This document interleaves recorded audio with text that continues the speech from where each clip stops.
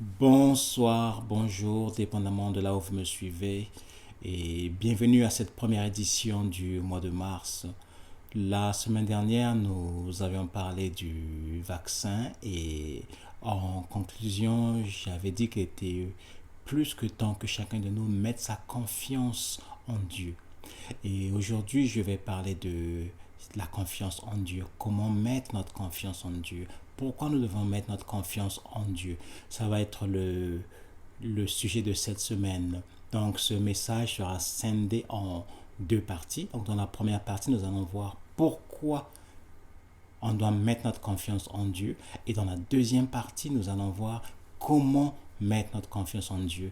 Nous allons partager quelques clés pratiques pour atteindre cet objectif. Donc, sans plus tarder, je vais lire dans le livre de Proverbes au chapitre 3, les versets 5 à 6. La version du Semeur dit ceci. Mets ta confiance en l'Éternel de tout ton cœur et ne te repose pas sur ta propre intelligence. Tiens compte de lui pour tout ce que tu entreprends et il te conduira sur le droit chemin. Je reprends, mets ta confiance en l'Éternel de tout ton cœur et ne te repose pas sur ta propre intelligence.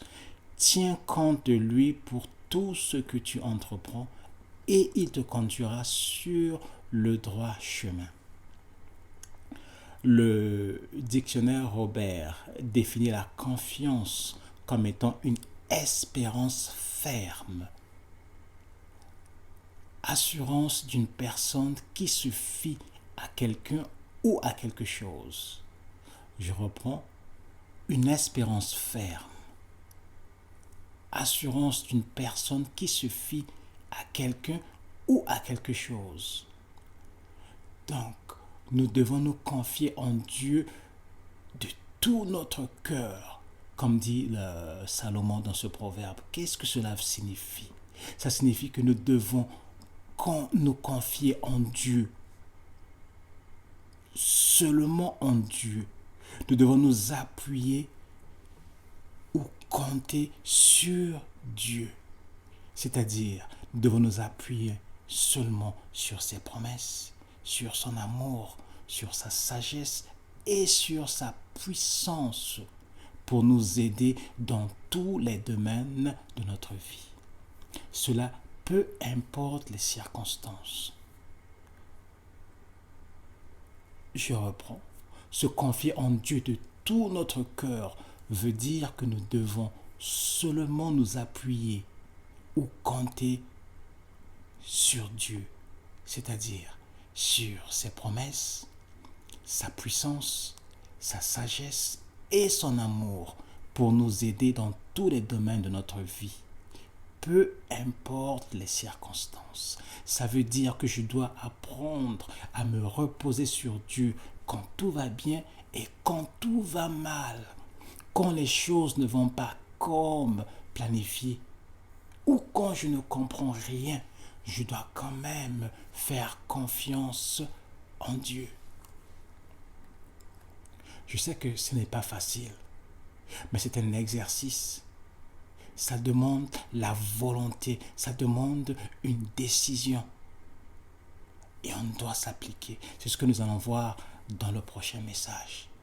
Malheureusement, je dirais encore, nous avons tendance à nous appuyer sur notre propre intelligence, sur notre propre sagesse, sur nos propres capacités, qui sont, je répéterai, malheureusement très limitées.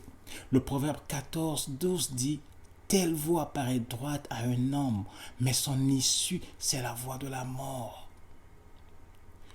D'autres ont tendance à s'appuyer sur la science. Mais ces derniers temps, la science nous a prouvé qu'elle n'est toujours pas fiable. Et de plus en plus de gens font de moins en moins confiance à la science depuis le début de cette pandémie. J'ai parlé à un ami en début de cette année, c'est un médecin. Quand je lui ai souhaité les vœux, il m'a répondu et il m'a aussi dit « Fais confiance en la science ». D'autres personnes ont tendance à s'appuyer sur les hommes. les leaders spirituels, tels que les prophètes. Ces dernières années, il y a une prolifération des prophètes dans le monde. Faites attention aux prophéties. La Bible nous dit de sonder les prophéties. D'autres font confiance aux politiciens, aux amis, aux parents. Mais l'homme peut nous décevoir. Et Jérémie 17, verset 15 nous dit, maudit soit celui qui se confie dans l'homme. Le psaume 118, verset 8 nous dit, mieux vaut chercher un refuge en l'Éternel que de se confier en l'homme. D'autres se confient en des petits dieux. Les totems. J'ai cherché la définition du mot totem dans le dictionnaire, ça dit ceci. Un totem est considéré comme l'ancêtre et le protecteur d'un clan. Ça peut être un animal, ça peut être une plante, mais il y a des gens qui ont mis leur confiance dans ces animaux, dans ces totems, pour leur protection. D'autres se confient dans leurs fétiches, les rituels ancestraux, les traditions ancestrales. Mais toutes ces choses ne sont que vanité. Elles ne peuvent pas te protéger. Pourquoi devrions-nous mettre notre confiance en Dieu seulement? Voilà la question à laquelle je voudrais répondre aujourd'hui. Je vais donner 6 raisons, mais la liste n'est pas exhaustive. Il y a d'autres raisons qu'on peut encore évoquer. Première raison, c'est que notre Dieu est omnipotent. Ça veut dire qu'il a une puissance infinie, il a une puissance illimitée et aucune puissance ne peut se mesurer à la sienne. En 1990, mon père était dans la Rose-Croix depuis plusieurs années. Il y avait adhéré parce qu'il avait besoin de protection en tant que jeune fonctionnaire. Vous savez, en Afrique, la sorcellerie, et je dirais que c'est la force dominante là-bas. Donc tout le monde cherche la protection. Et mon père avait trouvé la protection dans la Rose-Croix. Il y avait passé plusieurs années et un jour, l'enfant d'un de leurs anciens était envoûté par une légion de démons. Alors tous ces grands rosicruciens de Brazzaville s'étaient réunis pour essayer de délivrer cette fille de ses puissances démoniaques. Mais malheureusement, ils n'avaient pas pu le faire. Et vu que l'état de santé de la fille ne faisait que se dégrader, alors le père était obligé de l'emmener à Kinshasa, trouver un groupe de réveil là-bas. Ils étaient tombés sur le groupe de Mamantumba Shaumba. Et au nom de Jésus, une prière d'autorité, la fille était délivrée. Et lorsque le monsieur est revenu au Congo, il a dit à mon père de sortir de la Rose-Croix parce qu'il avait trouvé le chemin. Il avait dit que Jésus est le chemin. Alors il avait commencé une église chez lui à la maison. Vous voyez, la puissance de la Rose-Croix n'avait pas pu délivrer cette fille. Mais la puissance de mon Dieu, au nom de Jésus, avait délivré cette fille. Et quelques mois plus tard, mon père m'a invité à une de ces réunions. Et c'est là que j'ai donné ma vie au Seigneur Jésus. Et quand j'ai vu la puissance de Dieu en action, et j'avais cru en ce Dieu. Et jusqu'à aujourd'hui, je le sers fidèlement.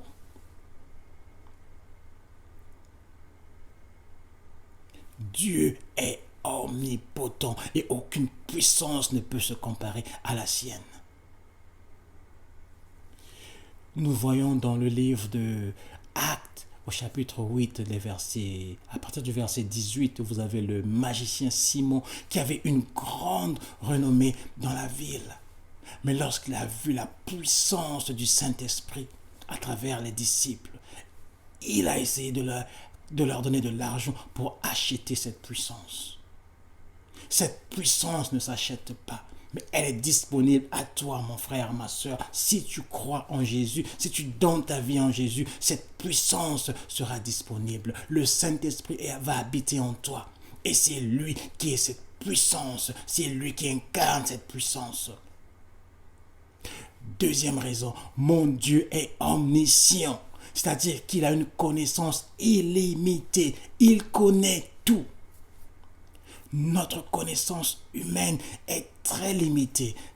On peut le voir dans 1 Corinthiens 13 au verset 9. Dieu t'a créé. Avant même que tu ne sois conçu dans le ventre de ta mère, il te connaissait. Voilà ce que Dieu dit à Jérémie, dans Jérémie 1, les versets 3 à 4. Dieu connaît le nombre de tes cheveux. Dieu a un plan merveilleux pour toi. C'est pourquoi tu dois mettre ta confiance en lui. Mon Dieu est omniprésent, c'est-à-dire qu'il est partout. Il n'est pas limité par le temps ni par l'espace. Il a promis être avec nous partout où nous irons. David, dans le psaume 139, des versets 7 à 12, dit « Où irai-je loin de ton esprit? Où fuirai-je loin de ta face? Si je monte aux cieux, tu y es. Si je me couche au séjour des morts, t'y voilà. » Et ça continue. Tu ne peux pas te cacher de Dieu. Il te voit. Il est partout. Il veille sur toi. Quatrième raison, mon Dieu est fidèle. Il ne ment jamais. Il se hâte à accomplir ses promesses. Tite 1 à 2, Josué 21, 45. De toutes les promesses que Dieu avait faites à la maison d'Israël, aucune ne resta sans effet. Toutes s'accomplirent. Est-ce que ton Dieu est fidèle comme le mien? Quand vous écoutez les témoignages des anciens satanistes, des sorciers qui se sont convertis, tous vous disent que Satan est un menteur. C'est pourquoi la Bible l'appelle le père du mensonge. Mais mon Dieu ne ment jamais. Mon Dieu se hâte pour accomplir ses promesses. La cinquième raison pourquoi je mets ma confiance en ce Dieu, c'est parce qu'il ne change pas. Il est le même hier, aujourd'hui, éternellement. Malachie 3, 6, Ésaïe 54, 10. Vous pourrez prendre ces versets, prendre des notes et aller les lire vous-même. Et la dernière raison, c'est que mon Dieu est amour. On a fait une série sur l'amour de Dieu le mois dernier. Pour ceux qui ne l'ont pas suivi, je vous demanderai d'aller sur ma chaîne YouTube et de l'écouter. Dieu est amour et son amour pour toi est inconditionnel. Son amour pour toi ne change pas. Que tu pêches, que tu te rebelles contre lui, Dieu t'aime pareillement. Oui, 6 raisons qui me poussent à mettre ma confiance en mon Dieu. Peu importe les circonstances, même quand je ne comprends pas ce qui se passe, j'ai confiance en mon Dieu parce qu'il a fait la promesse, parce que je sais qu'il est amour, je sais qu'il est fidèle, il est omnipotent, omniscient, omniprésent. Il ne change pas.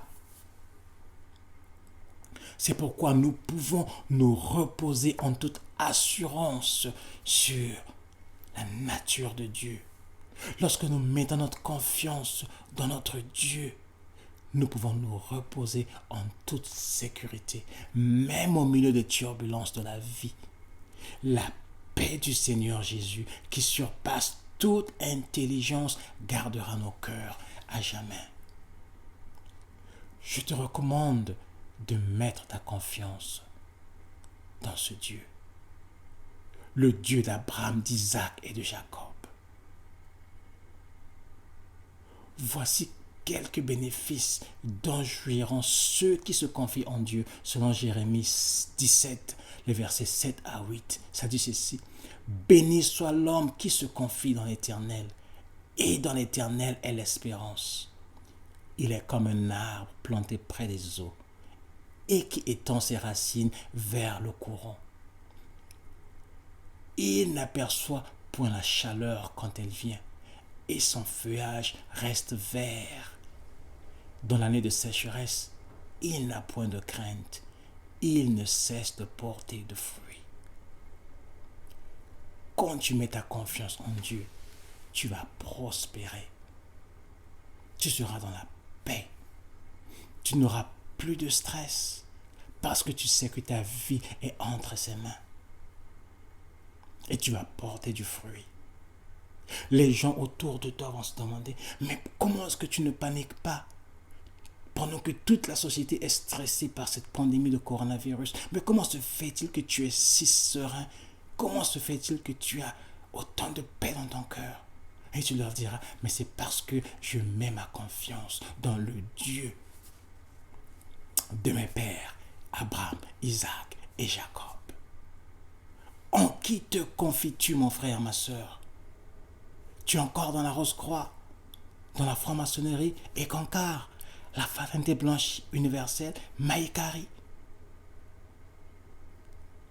Ou tu es encore dans la sorcellerie, les totems? Tu mets ta confiance dans les hommes, dans les prophètes, les pasteurs? Combien de gens ont quitté les églises parce qu'ils ont été déçus par des hommes de Dieu? Je ne dis pas que tous les hommes de Dieu sont mauvais, il y a de bons hommes de Dieu. Mais avant tout, notre confiance doit être en Dieu. Nous devons nous reposer en Dieu. Nous ne devons pas nous appuyer sur notre intelligence.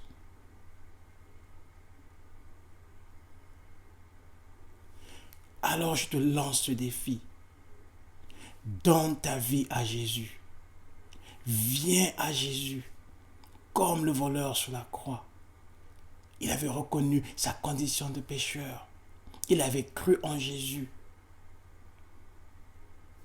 Et il avait confessé. Il avait fait appel à sa miséricorde. Ce soir-là, il était sauvé. Dieu te donne cette opportunité. Une fois que tu donnes ta vie à Jésus, tu deviens enfant de Dieu et toutes ses promesses deviennent tiennes aussi. Tu pourras maintenant te confier en lui, tu pourras te reposer en lui et il pourra guider ta vie. L'heure avance, l'heure est très avancée. Mais ceux qui se confient en Dieu ont la paix au milieu des turbulences, au milieu de tout ce qui se passe dans le monde. Ils ne sont pas tourmentés, ils n'ont pas peur. Je vois la peur tout autour de moi quand je sors. Je vois le stress. Mais moi, je suis serein. Parce que je sais que ma confiance, mon espérance est dans mon Dieu. Le Dieu de mon salut. Le Dieu de mes pères, Abraham, Isaac et Jacob. Voilà le message que j'avais pour toi. Sois béni mon frère, sois béni ma soeur. Passe à l'action et à la prochaine.